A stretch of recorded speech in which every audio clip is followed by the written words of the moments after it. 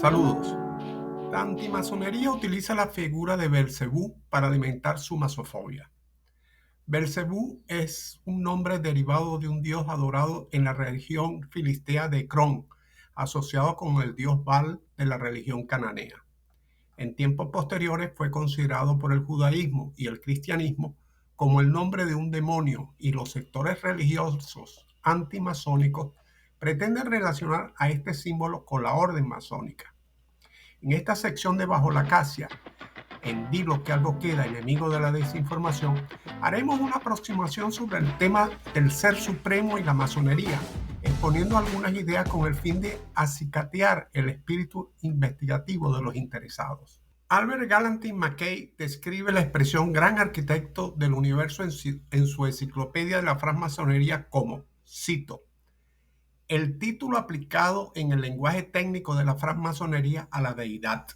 Es conveniente que una sociedad fundada en los principios de la arquitectura, que simboliza los términos de esa ciencia a los fines morales y cuyos miembros profesan ser arquitectos del templo individual, deberán considerar el ser divino bajo cuyas leyes sacrosantas se encuentran construyendo ese edificio como su maestro constructor o gran arquitecto. Fin de la cita. El masón es un libre pensador y esa libertad no lo ata a religión, creencia o corriente filosófica, lo que no es impedimento para que estudie las múltiples escuelas de pensamiento que abordan el tema. Veamos sucintamente algunas de ellas. El deísmo admite mediante el raciocinio y la experiencia la existencia de Dios como creador del mundo natural. La doctrina, sin embargo, no acepta otros elementos característicos de las religiones en su relación con la divinidad, como la existencia de revelaciones o la práctica de cultos. Los deístas creen en Dios, pero no en las prácticas y los dogmas religiosos. El deísmo reconoce que Dios ha creado el universo, aunque no cree en su intervención posterior para orquestar su destino. Los deístas creen que las manifestaciones de Dios se realizan a través de leyes naturales y éstas pueden estudiarse por medio de la ciencia. No creen en supersticiones y sí que el individuo se puede acercar al Creador mediante la reflexión. En general, no creen en milagros ni en la Santísima Trinidad. Un pensamiento racional y una ética vinculada a su propia conciencia orientan la conducta de los deístas. De allí que no acepta a ninguna jerarquía religiosa que actúe como mensajero de Dios y es portador de sus mensajes.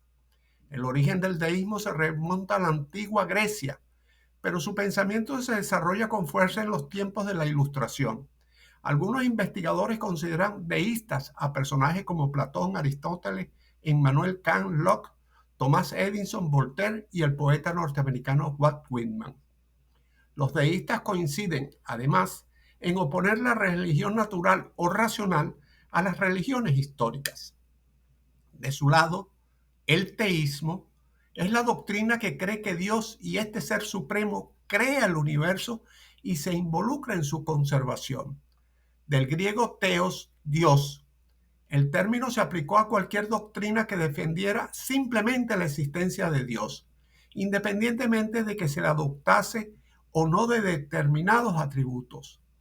Pero a finales del siglo XVII, el término teísmo fue adquiriendo un uso más restringido para referirse a cualquier doctrina filosófica o religiosa que afirma la existencia de un Dios personal, trascendente, creador y providencial, en oposición al término teísmo que se aplicó a las doctrinas que defendían la existencia de Dios como un principio de la realidad del que no es posible alcanzar ningún otro conocimiento o determinación.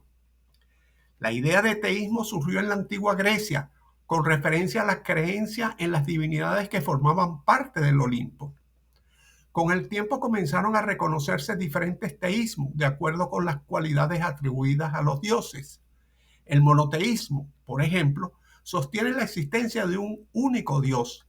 El catolicismo, el judaísmo y el islam son religiones monoteístas. El politeísmo, en cambio, se basa en la creencia en varios dioses, como ocurre con el hinduismo. En todos estos teísmos se acepta que el dios o los dioses han creado el universo y se siguen involucrando en él, aunque trascendiéndolo. De lo anterior vamos a hacer referencia al enoteísmo o monolatría, del griego eis eno, uno o un, y teos, Dios. Es la creencia religiosa según la cual se reconoce la existencia de varios dioses, pero uno de ellos es suficientemente digno de adoración por parte del seguidor o del fiel. Algunas personas practican una especie de enoteísmo al profesar especial adoración a santos, ángeles, arcángeles y otras potestades, siempre reconociendo la condición subalterna de los mismos frente a Dios. El panteísmo. El panteísmo es el sistema que identifica a Dios con el mundo. Spinoza defendió el panteísmo. El término está compuesto de la palabra griega pan, que significa todo, y teos, Dios.